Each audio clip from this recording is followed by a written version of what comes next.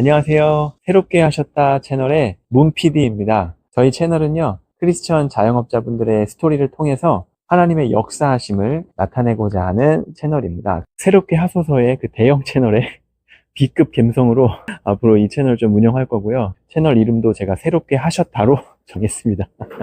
그래서 오늘 제가 처음 여기 방문한 곳은 경기도 일단 삼본에 왔습니다. 삼본에서 학원을 오랫동안 운영하시는 이 원장님 계신데요. 원장님을 한번 만나러 왔습니다. 자, 히스토리 학원 YBM 인굴로 들어가겠습니다. 원장님이 저 방에 계실 것 같아요. 원장님, 네. 들어갈게요. 네. 오, 네, 오. 오, 잘생겼어. 네, 안녕하십니까. 자기소개 한번 부탁드립니다. 네, 저는 경기도 삼본에서 학원을 운영하고 있는 고선규입니다. 와, 오전부터 지금 뭔가 열일을 하시는 것 같은데, 네. 표정도 진지해. 그러면 여기가 영어 학원이죠? 네, 영어 학원이고, 이제 보습 과목도 같이 하고 있습니다. 네. 여러 가지 또 다른 네네. 과목들도. 와, 여기 보니까 옆에 오다 보니까 막 시장도 있고 한데, 네. 맛있는 것도 많이 팔고 애들도 많이 좋아할 것 같아요. 네, 아이들이 좋아하는 분식집, 아주 젊으신 사장님이 하고 있는 김밥집도 있고, 네. 네, 커피집 다양하게 있습니다. 학원을 그럼 언제부터 이렇게 운영하셨어요? 학원은 한 12년, 13년 좀 된 것 같아요. 네. 오래 하셨네요. 와, 10년이 넘었네. 한 자리에서 이렇게 오래 하신 건가요?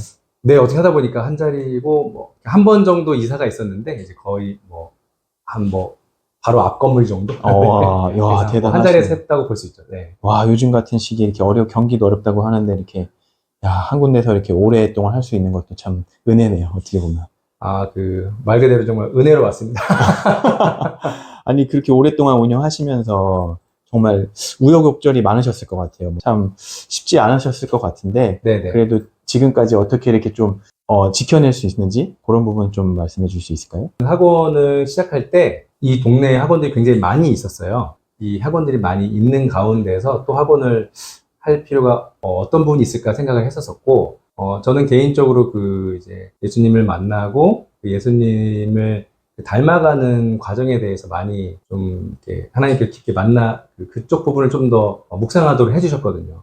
그래서 그 예수님을 닮아가는 과정을 좀 계속 관심을 갖는 가운데 어떤 성품이라는 것에 대해서 관심을 가지게 됐고, 이 성품 교육, 성품 훈련 이런 부분들을 학원 사업을 통해서 아이들에게 좀 녹아내렸으면 좋겠다라는 것들을 좀 생각하게 됐습니다. 네. 그러면은 교육뿐만 아니라 뭔가 그 교육 외에 정말 중요한 성품 교육 같은 것도 좀 여기서 진행이 되고 있나요?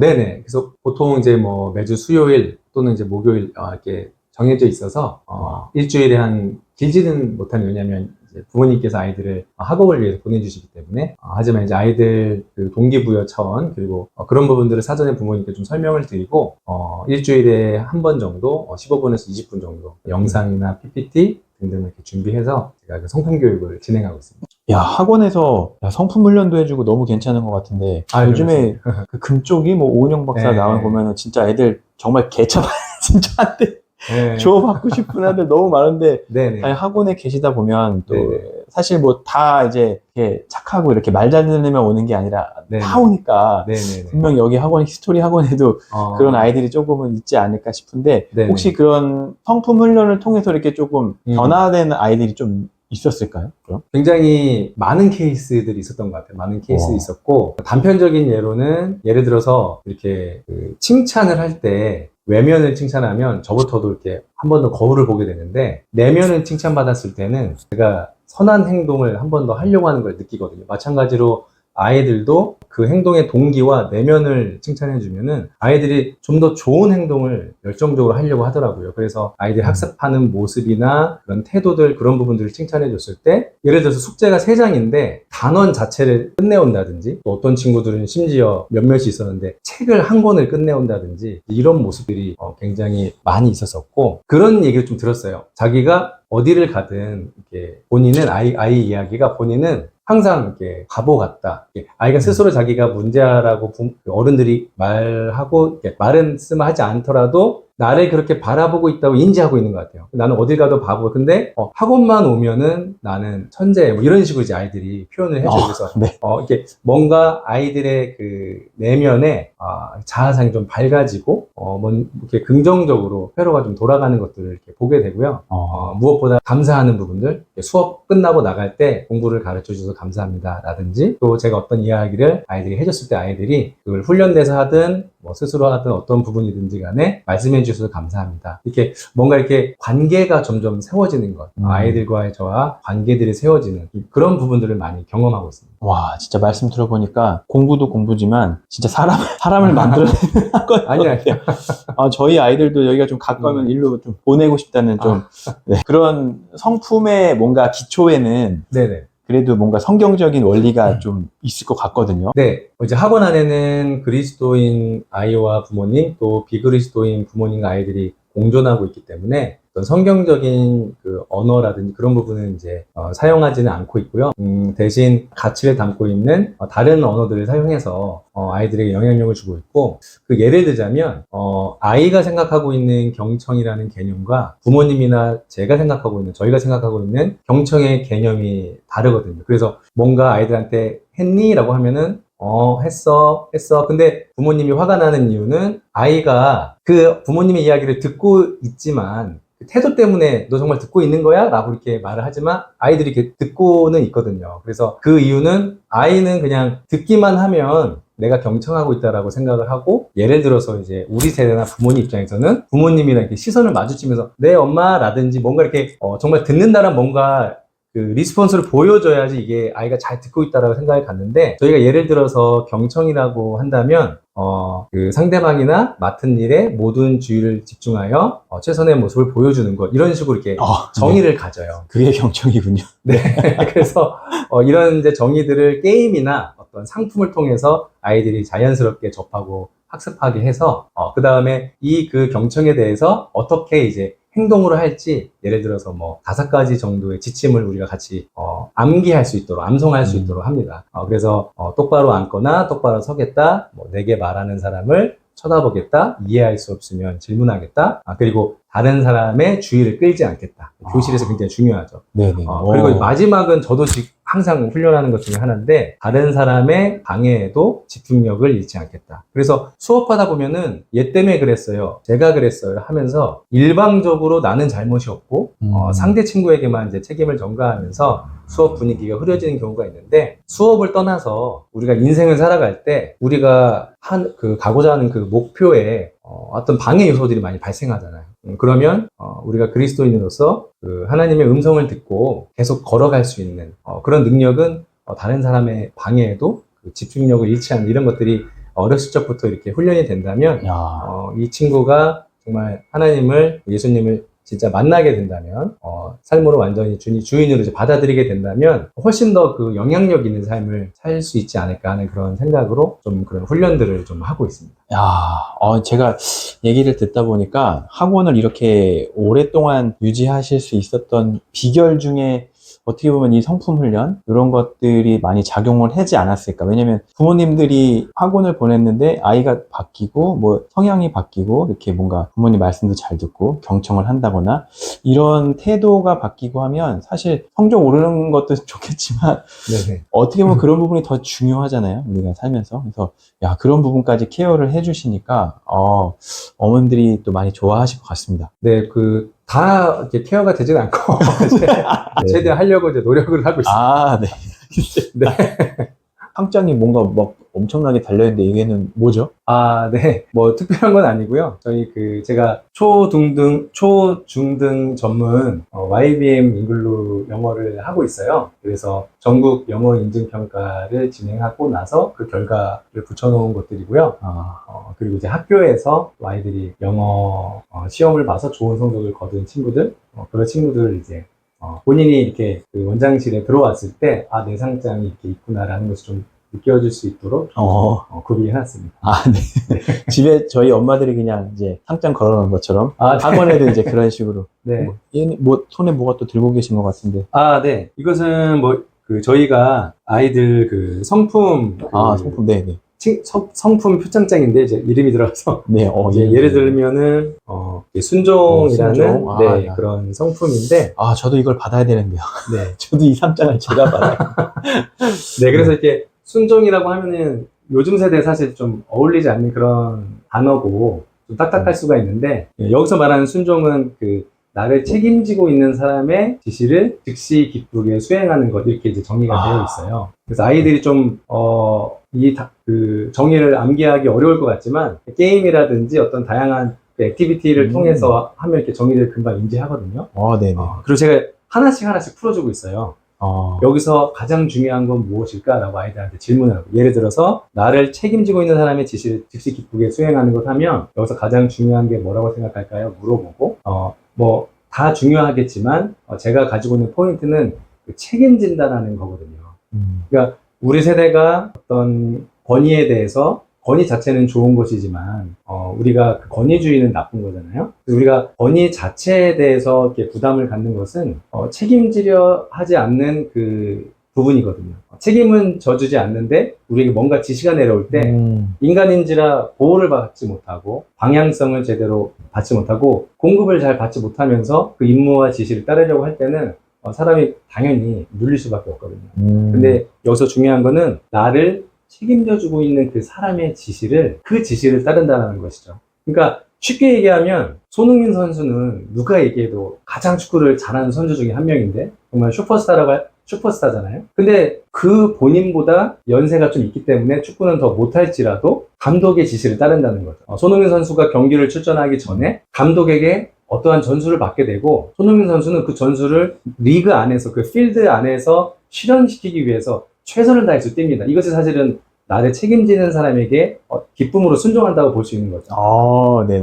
또 손흥민 선수에게도 순종함의 비밀이. 네. 네, 그러네요. 맞네요. 그래서 아이들이 뭐 순종이라고 하면은 되게 무겁게 느껴질 수 있는데 이런 손흥민 선수라든지 너무나 멋진 모습을 보여주고 있는 좋은 성품을 보여주고 있는 그런 분들을 예화로 들어주고 그분들이 이렇게 멋지게 성공하고 삶을 잘 세워가고 있는 그런 원동력 에너지가 이런 성품의 근거에서다라고 이렇게 설명해주면 아이들이 그런 성품을 닮아가기를 자연스럽게 자원하는 마음을 갖게 되고요. 근데 이제 그 자원하는 마음이 굉장히 중요한 것 같아요. 왜냐하면 그 자원하는 마음이 없이 어떤 이런 방법들이 계속 아이들에게 들어가면 이게 뭐랄까 약간의 그런 율법주의가 될 위험성도 있고 그런 부분이 될 수 있는데 내가 자원해서 닮고 싶다. 하지만 이제 결과적으로는 이것이 성경에 뿌리를 두고 있기 때문에 아이들이 자연스럽게 예수님을 닮아가는 또 닮아가고 싶은 마음을 갖게 되는 거죠. 원장님, 그러면은 이 학원 사업을 시작하게 되신 뭐 배경이나 뭔가 이유가 있을까요? 네, 약간 저 개인적으로는 이렇게 영화의 한 장면처럼 기억하고 있는데 제가 이제 대학원 석사 과정을 마무리하고 제가 무엇을 해야 되나요? 라고 이렇게 하나님께 물으면서 지내고 있었던 어느 그런 기간에 저의 멘토처럼 해주시는 그런 분이 계셨는데 그분이 전화를 주셔서 졸업하면 무엇을 할 거니라는 질문을 주셨고 제가 박사 과정을 한번 가볼까 그런 생각을 갖고 있습니다. 그렇게 좀 뭐가 명확하지 않았었거든요. 그런데 그분께서 예수님께서 이 땅에 계시는 동안 무엇을 하셨냐고 질문을 주셨고 결과적으로 뭐 복음을 전하셨지만 사람을 세우시지 않았냐라는 그런 이야기를 듣게 됐어요. 즉 이제 12명의 제자를 세웠다는 말씀이셨죠. 그래서 예수님은 당시 제가 이제 경영학과였었는데 예수님은 사람을 경영하신 것 같다고 예수님은 자신의 방법으로 사람을 세우시는 일을 하신 것 같다고 그런 이야기를 들었을 때 굉장히 제가 뭔가 이렇게 매료되는 것을 경험했어요. 그래서 제가 예수님을 닮고 싶고 또 예수님의 그 모습 중에 하나는 사람을 하나님의 형상으로 세우셨다라는 거. 그래서 그런 일을 뭔가 좀 해보고 싶다 하고 하다가 여기까지 오게 됐습니다. 네, 그러면 이렇게 학원을 운영하시면서 좀 개인적으로 이렇게 원하시던 그런 부분들이 있으실까요? 네. 저는 일단은 조금 뭐랄까 이렇게 그 학창 시절에 좀 방황을 많이 했어요. 방황을 많이 했고 네, 안 그럴 것 같은데. 네. 정말 그 석고대죄의 삶을 살아야 되는 네, 그래서 일단 학원을 통해서 첫 번째로 제가 하고자 했던 부분은 제가 예수님 닮고 싶은 부분이에요. 뭐랄까 그 직업을 통해서 사람이 보통 어디에 인생 살면서 가장 많은 시간을 할애하는지 제가 개인적으로 한번 생각해 보니까 직장이더라고요. 그래서 직장 가운데서 하나님을 만나지 못하면 인생이 되게 이렇게 좀 어려울 수 있겠다라는 생각을 갖게 됐습니다. 그래서 직장 가운데에 하나님을 모시고 예수님 닮아가는 그런 삶이 됐으면 좋겠다라고 생각했던 것이 제가 사업을 하면서 좀 원했던 부분, 그런 부분이고요. 그래서 감사하게도 또 이렇게 대부분 믿는 분들, 선생님들을 그동안 이렇게 하나님께서 보내주셨고, 그분들과 이렇게 큐티를 통해서 하루를 시작하고, 아이들의 그런 문제점, 또 선생님들 개인의 어떤 가정의 상황, 그런 부분들을 말씀과 기도를 통해서 또 많은 어려움들도 있었지만은 기도 응답도 받고 또 해결되는 것들을 또 하나님께서 이 사업장의 어떤 문제들을 기도 응답으로 해결해 주시는 것들을 이렇게 삶으로 체험하고 그런 삶을 갈망했고 원했고 또 그런 것도 좀 경험하면서 지금까지 왔던 것 같아요.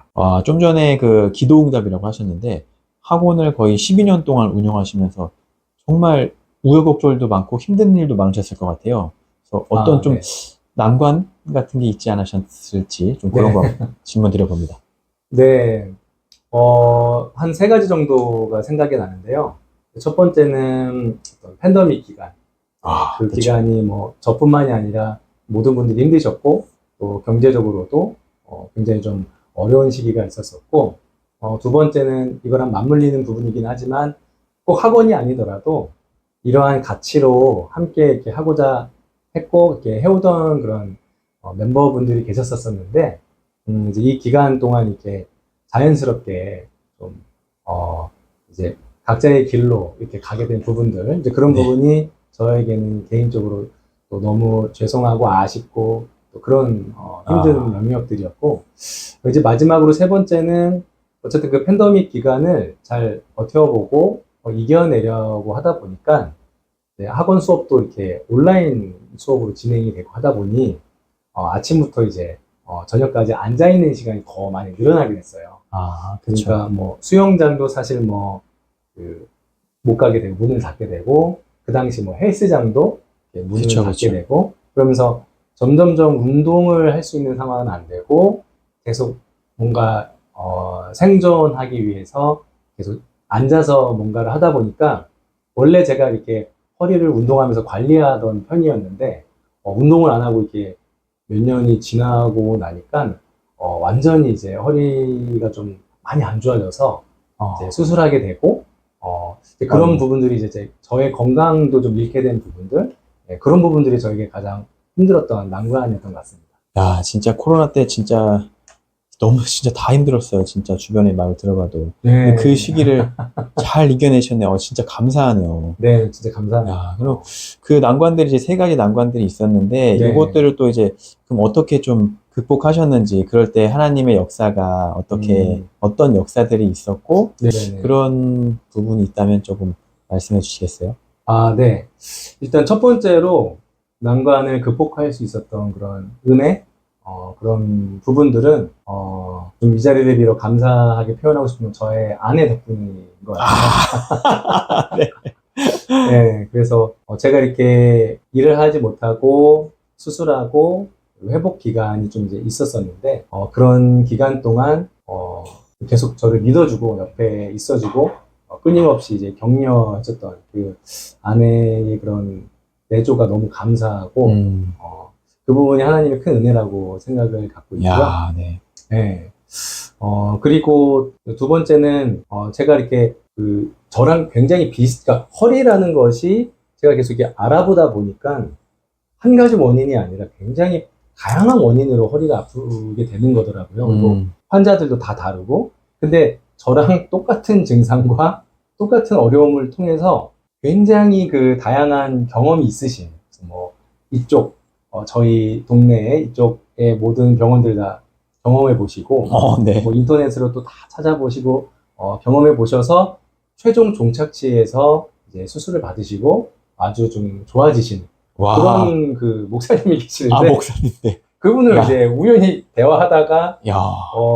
증상이 저랑 똑같고, 그래서 그분이 소개해 주신 그 병원을 저는 그러니까 돌아가지 않고 한 번에 그냥 그 병원으로 가서 하나님이 그냥 가라고 그냥 찍어주신 거네요. 그분 네. 목사님 통해서. 네, 웬만하면 저도 이제 수술 안 하는 그런 주의인데 오른쪽 다리가 마비가 와서 이제 거의 걷지 못하는 제가 혹시 장애가 되는 건 아닐까 오, 이게 네네. 걱정이 될 만큼 가족들도 와. 많이 걱정하고 그래서 이제 아이고. 수술을 안 할 수 없는 상황으로 판단이 돼서 수술을 진행하게 됐는데 저는 이렇게 이런 부분도 저는 사실 하나님의 은혜라고 생각합니다. 네, 진짜 그러네요. 와, 얘기 네네. 들어보니까. 야, 허리 수술을 하셨으면 진짜 좀 큰 수술을 하신 것 같은데, 네.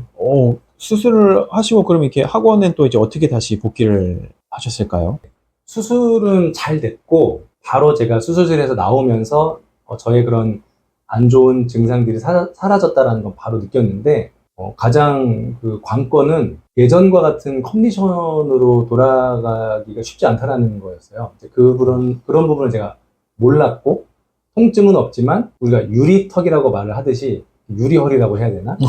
그게 느껴지니까 네. 활동에 굉장히 제약이 있고 아, 그리고 오래 앉아있는 일을 못 하겠더라고요.